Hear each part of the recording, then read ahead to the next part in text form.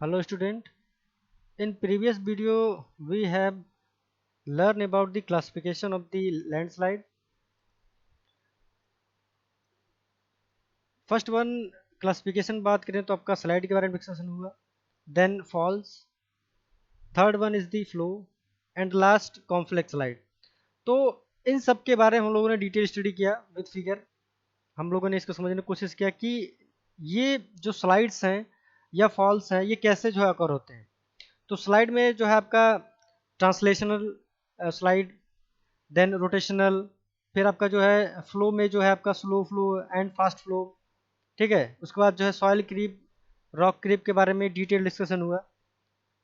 ठीक है, जैसे आपका ये स्लाइड के बारे में डिस्कशन हो चुका था, कब ये स्लाइड हो रहा है आपका, कब आपका रोटेशनल स्लाइड होगा, कब फॉल्स ओकर होते हैं। ठीक है, तो ये देखिए आपको फॉल्स के बारे में डिस्कशन हुआ था, आपका स्लो क्रीप के बारे में मतलब फ्लो में जो आते हैं, देन आपका bedrock creep, fast flow के बारे में बात हुआ था, एवलांचेस के बारे में डिस्कशन यानी हिमस्खलन, कॉम्प्लेक्स स्लाइड के बारे में जो है आपका डिटेल डिस्कशन हुआ था। ये कुछ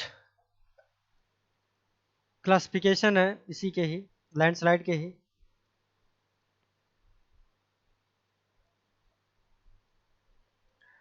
ये देखिए ये स्पीड के और सैचुरेशन लेवल के बेसिस पे जो है इसको डिफाइन किया गया है कि अगर रॉक फॉल किस कंडीशन में होगा। रॉक फॉल की अगर हम बात करें तो बहुत ही रैपिडली ये फॉल होता है, ये अचानक जो है आपका स्लाइड होगा।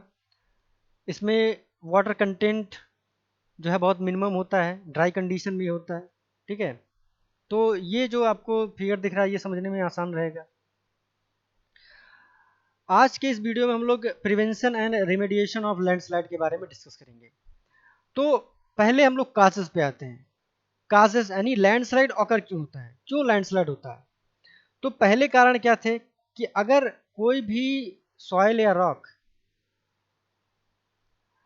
इंक्लाइंड है, इंक्लाइंड सरफेस पे है, और वो इंक्लाइंड अगर स्टीप है यानी मोर देन 45 डिग्री है, उस केस में लैंडस्लाइड होने के 100% चांस हो जाते हैं।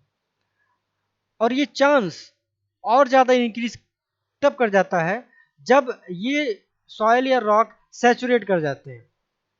अब ये सैचुरेट किस कंडीशन पे होते हैं, या तो इसको इसके नज़दीक कोई ग्राउंड वाटर सोर्स हो, अंडरग्राउंड वाटर सोर्स, या सरफेस वाटर सोर्स, या फिर आपके जो है पॉन्ड या लेक हो। इसके अलावा आपके चांसेस इंक्रीज हो जाते हैं लैंडस्लाइड के कब, जब हाई इंटेंसिटी का रेनफॉल होता है, या फिर लो ही इंटेंसिटी का रेनफॉल लेकिन उसका ड्यूरेशन जो है बहुत ही लॉन्ग हो, मतलब 20 घंटा, 40 घंटा, या फिर जो है ऐसे रुक रुक के जो है 3 से 4 दिन तक जो है बरसात ऐसे होते जा रहा है। इस कंडीशन में क्या होगा कि आप जानते हैं कि सॉइल की प्रॉपर्टी, सॉइल जो है आपका पोरस होता है, परमिएबल होता है, उसमें कुछ अमाउंट में आपके कोहेसिव प्रॉपर्टीज होती है। ठीक है, कुछ मिनिमम अमाउंट में इसका शेयरिंग स्ट्रेंथ होता है। तो अगर एक्सेस रेनफॉल होता है या फिर इनके पास सीप होके कोई वाटर पहुंचता है किसी भी वाटर बॉडी से, उस केस में क्या है, लैंडस्लाइड होने के चांसेस बढ़ जाते हैं।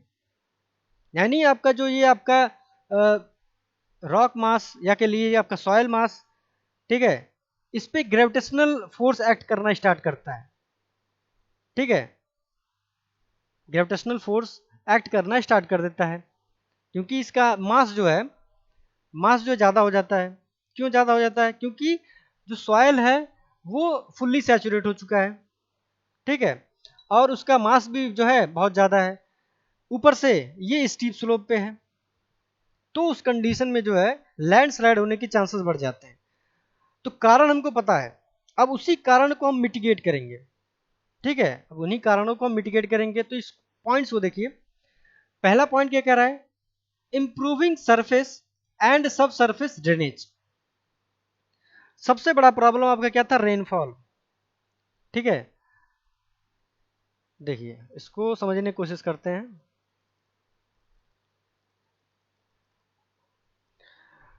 अभी तक हमने जो भी लैंडस्लाइड में डिस्कशन किया उसमें हम लोग ये एज्यूम कर रहे थे कि जो ग्राउंड है उस पर किसी प्रकार कोई डेवलपमेंट नहीं हुआ है। ठीक है, जैसे ये आपका ये सरफेस है तो इस पर किसी प्रकार का कोई डेवलपमेंट नहीं है। डेवलपमेंट का मतलब उस पर जो है नाले नहीं बने हैं, मतलब ट्रेंच, ठीक है, या कॉन्ड्यूट्स, या फिर कोई अंडरग्राउंड पाइप्स वगैरह, सीवर लाइन वगैरह जो है इस पे जो है ड्रॉन नहीं किए गए हैं, बनाए नहीं गए, कंस्ट्रक्ट नहीं किए गए हैं। ये as it is natural condition में पड़ा है।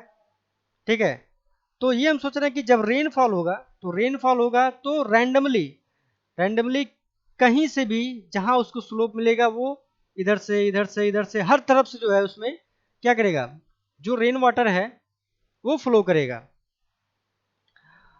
फ्लो करते करते क्या होगा कि पूरा का पूरा जो आपका एरिया है वो सैचुरेट हो जाएगा। ठीक है, तो पहला पॉइंट कहने का मतलब ये है कि इंप्रूविंग द सरफेस। सरफेस मतलब अगर इस प्रकार का कोई लैंड है, यहाँ पे कोई टाउन्स या फिर कोई डेवलपमेंट हो चुका है, तो आप इस सरफेस को कुछ इस प्रकार जो है इसको आप स्लोप दीजिए कि पूरा का पूरा जो रेन वाटर है या कोई भी वाटर, ठीक है, रेन वाटर ही एज्यूम करिए, रेन वाटर अगर होता है तो सारा पानी क्या है, एक पाथ को फ्लो करते हुए वो किसी मैन मेड ट्रेंच, ठीक है, या फिर आपका नेचुरल कोई ड्रेन है तो उसको हम फ्लो करा दें। जैसे कि माना ये आपका इस प्रकार का आपका जो है स्लोप है यही, अब आप कुछ इस प्रकार इसको बनाइए कि जो भी पानी इसमें आए, पूरा का पूरा जो वाटर इसमें फॉल कर रहा है वो किसी ट्रेंच के थ्रू पास करे। जैसे आप यहाँ पे एक ट्रेंच बनाइए, यहाँ पे एक नाला बनाइए या ट्रेंच बनाइए या कैनाल बना लीजिए। ठीक है, कुछ इस प्रकार का बना लीजिए कि अगर इस एरिया में जो भी रेनफॉल होता है वो सारा रेनफॉल इस ट्रेंच की तरफ डाइवर्टेड रहे। ठीक है, जो भी रेनफॉल हो इस ट्रेंच की तरफ आए, इस ट्रेंच में मिल जाए, ठीक है, चारों तरफ से आए ट्रेंच की तरफ जो है इसमें मीट कर जाए और पूरा पानी इस ट्रेंच के थ्रू जो है आप इसको किसी भी बड़े सीवर लाइन या बड़े नाले के थ्रू जो है इसको आप फ्लो करा दें। तो इस पॉइंट का यही मतलब है कि आप जो है जहां पे भी ये स्टीप स्लोप है, जहां आपको लगता है कि फ्यूचर में ड्यू टू एनी रीजन, या तो ओवर सेचुरेशन के कारण, या तो आपका जो है स्टीप स्लोप के कारण, या तो वॉल्केनिक इरप्शन या अर्थक्वेक के कारण इसमें लैंडस्लाइड होने के चांसेस बढ़ सकते हैं। तो आप जो है सरफेस को इंप्रूव कर दीजिए। एंड सब सरफेस ड्रेनेज, आप इसमें जो है सब सरफेस ड्रेनेज मीन्स आप जो है, क्योंकि आप जानते हैं कि इसका प्रॉपर्टी ये पोरस है, ये सॉइल जो है आपका पोरस है, तो आप कुछ न कुछ पॉइंट पे जो है यहाँ पे ड्रेन्स, आप पोरस ड्रेन्स जो है आप अटैच कर सकते हैं। ये भी पॉसिबल है, पोरस ड्रेन्स। जैसे ये आपका स्लोप है, रेन वाटर इस पे आया और ये क्या करेगा, इन्फिल्ट्रेट करेगा। रेन वाटर क्या करेगा, इस सरफेस के थ्रू इन्फिल्ट्रेट करेगा। तो आप ये कर सकते हैं कि कुछ डेप्थ पे, ठीक है, अर्थ सरफेस से कुछ डेप्थ पे जो है और कुछ कंजिक्यूटिव डिस्टेंस पे जो है आप इन परफोरेटेड पाइप को जो है लेट कर दीजिए, बिछा दीजिए। ठीक है, और इसको भी कुछ इस तरह इंक्लाइन करिए कि ये किसी एक पर्टिकुलर ट्रेंच से जाके मिल जाए। ठीक है, अब देखिए फायदा क्या होगा, इस एरिया में जो भी रेनफॉल होगा ये पूरा इस ट्रेंच में आएगा, ये पूरा का पूरा इस ट्रेंच में आएगा, पूरा का पूरा जो है रेनफॉल जो भी होगा ये सभी जो है परफोरेटेड ट्रेंच में जो है फ्लो करेंगे। ठीक है, और ये ट्रेंच जो है मान लीजिए इससे अटैच है, ये पूरा ट्रेंच मान लीजिए ऐसे जो है कंड्यूट से जो है अटैच है।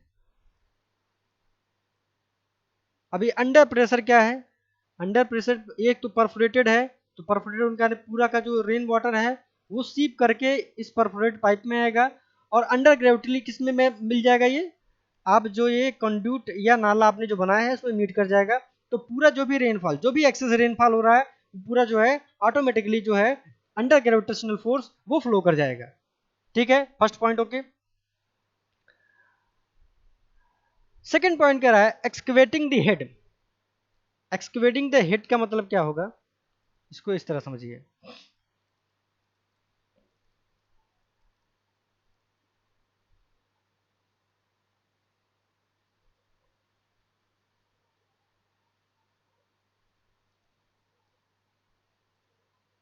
देखिए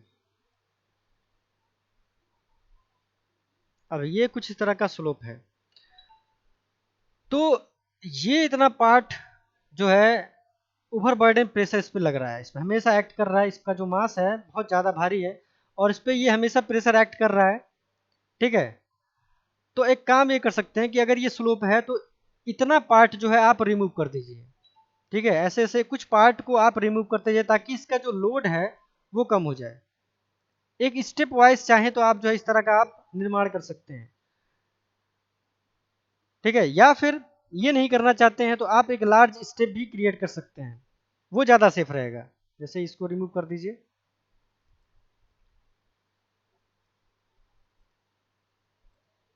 ये आपका स्लोप है, इतने पार्ट को जो है आप रिमूव कर दीजिए, इतने पार्ट को जो है आप रिमूव करके इसको एक्सक्वेट करके कहीं और भी इसको जो है ट्रांसपोर्ट कर दीजिए।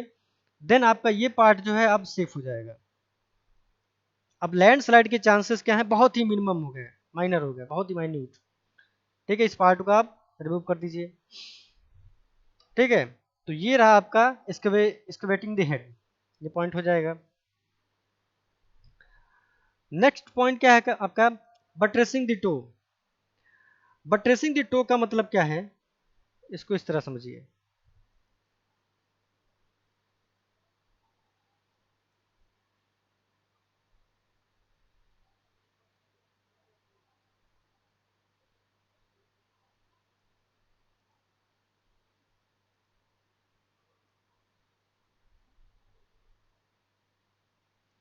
जैसे आप यहाँ पे कोई भी कंस्ट्रक्शन करेंगे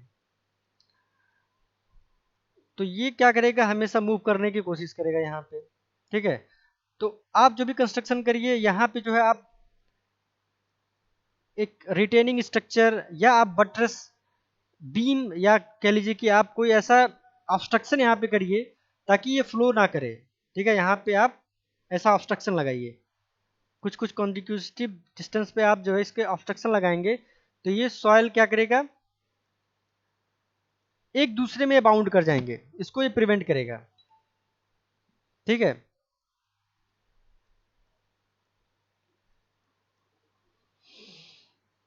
सीट पाइल का नाम सुने होंगे आप सीट पाइल भी प्रोवाइड कर सकते हैं इस पे, मेटल सीट पाइल, या फिर आप पाइलिंग भी कर सकते हैं इस पे।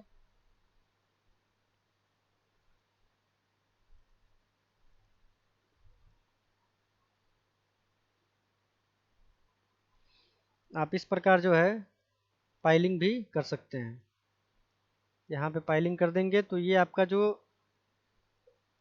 लैंडस्लाइड के चांसेस हैं अब बहुत ही कम हो जाएंगे। ठीक है, अब इस एरिया में आप चाहे कोई कंस्ट्रक्शन कर सकते हैं, इस एरिया में आप जो है अलग कंस्ट्रक्शन कर सकते हैं, इसमें अलग कंस्ट्रक्शन कर सकते हैं। ठीक है, अब ये स्लोप जो है आपका सेफ है।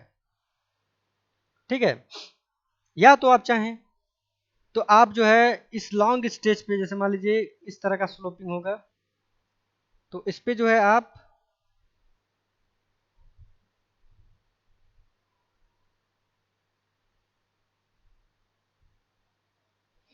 यहाँ पे आप चाहें तो सीट पाइल जो है यहाँ पे प्रोवाइड कर सकते हैं इतने लॉन्ग स्टेज में। ठीक है, यहाँ पे सीट पाइल भी प्रोवाइड कर सकते हैं, लेकिन ये बहुत ही इकोनॉमिकल होगा, इसमें ज़्यादा खर्च आ जाएगा।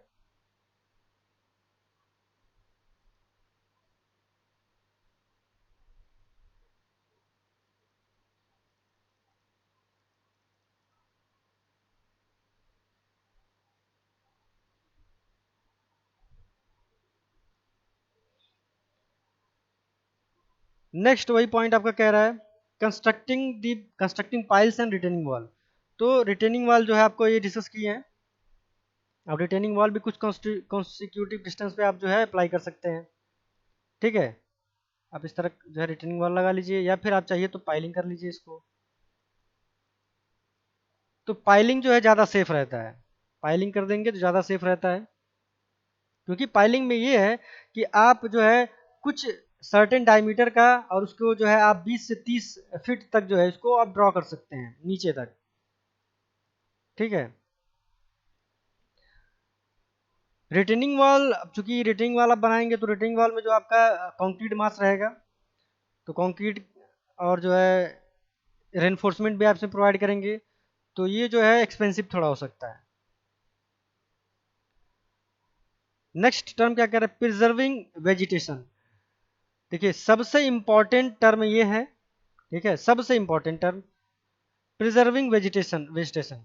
प्रिजर्विंग वेजिटेशन का मतलब कि अगर कोई स्लोपिंग एरिया है, तो ये जाहिर सी बात, देखिए अब जो स्लोपिंग एरिया की हम डिस्कशन कर रहे हैं वो क्या है, वो पहाड़ी इलाका है, वो माउंटेनियस एरिया है, ठीक है, हिली रीजन है, वो हिल एरिया है। तो हिल एरिया में आप जानते हैं कि वहां पे नेचुरल थिंग्स जो है ज़्यादा पाए जाते हैं, पेड़ पौधे जो है ऑटोमेटिकली वहाँ पे पाया जाता है, ठीक है, यहाँ पे वेजिटेशन जो है होता है। लेकिन अब डेवलपमेंट क्या है, जैसे जैसे डेवलपमेंट हो रहा है तो डिफॉरेस्टेशन भी हो रहा है, तो डिफॉरेस्टेशन के कारण ही क्या है, लैंडस्लाइड के जो संभावनाएं हैं ज़्यादा बढ़ गई हैं, ठीक है। अब ये जो आपको ट्रीज दिख रहे हैं, ये ट्रीज के जो रूट्स होते हैं, ठीक है, ये रूट्स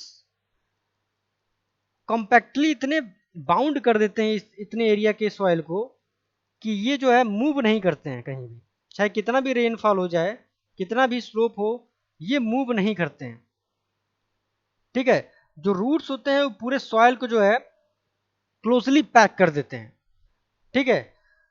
तो ये फायदा होता है, मतलब वेजिटेशन है, यानी ट्रीज प्लांट अगर आप उस पर जो है लगाते हैं, ठीक है, तो लैंडस्लाइड को वो रोकेगा। लैंडस्लाइड की चांसेस कब इंक्रीज हुए, जब हम लोगों ने डिफॉरेस्टेशन स्टार्ट कर दिया, हिली रीजन से हम लोगों ने पेड़ का जो है काटना स्टार्ट कर दिया, ठीक है। तो अगर हमको लैंडस्लाइड से बचना है, उसको प्रिवेंट करना है, उसको मिटिगेट करना है, तो जो भी आपका स्लोपिंग एरिया है वहां पे ज़्यादा से ज़्यादा प्लांटेशन करिए।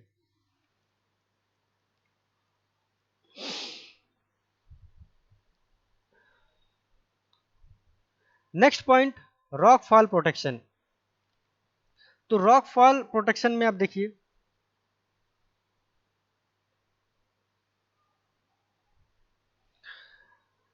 रॉक फॉल प्रोटेक्शन करने के लिए जो है हम लोग रॉक बोल्टिंग करते हैं या रॉक की फेंसिंग करते हैं, ठीक है।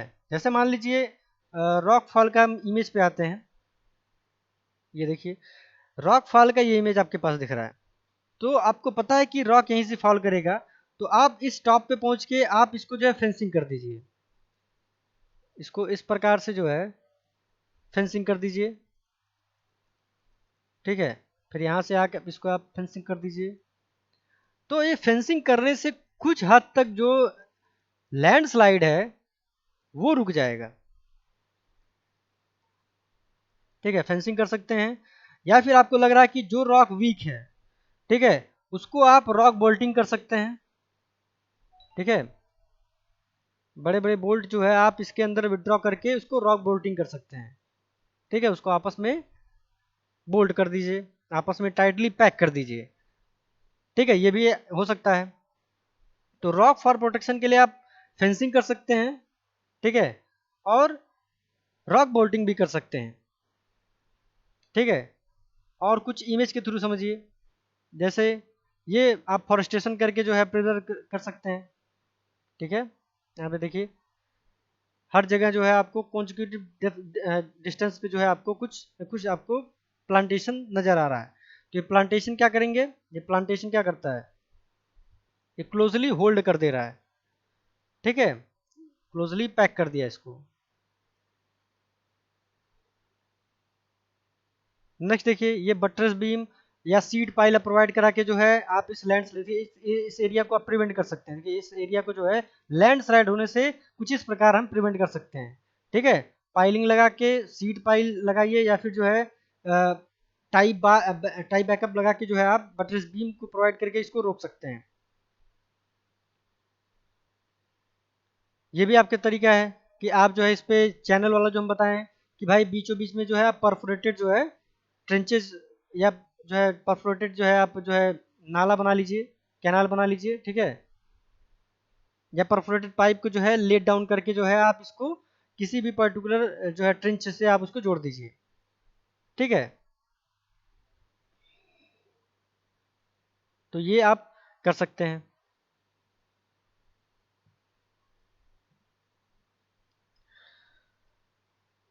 तो ये देखिए यहाँ पे जो है सुटेबली जो है सॉइल रिमूवल वर्क लगा हुआ है, हॉरिजॉन्टल ड्रेनेज बोरिंग लगा है, ड्रेनेज वेल यहाँ पे लगा हुआ है, drainage tunnel work, steel pipe work, anchor work, तमाम जो भी इस स्लोप को प्रिवेंट करने के लिए, ठीक है, इस लैंडस्लाइड को बचाने के लिए, ठीक है, इसमें तमाम जो है देखिए अरेंजमेंट किए गए हैं जिसको आप कर सकते हैं, ठीक है। यहाँ पे देखिए फेंसिंग भी किया गया है ये, ताकि जिस पे जो एक्सेस प्रेशर आ रहा है रॉक मास का, सेल्फ वेट का जो आ रहा है उसको प्रिवेंट कर सके, ठीक है। बाकी ये परफोरेटेड पाइप्स अटैच हैं। कुछ जगहों पे यहाँ पे देखिए प्लांटेशन भी हुआ है, यहाँ पे देखिए प्लांटेशन भी हुआ है,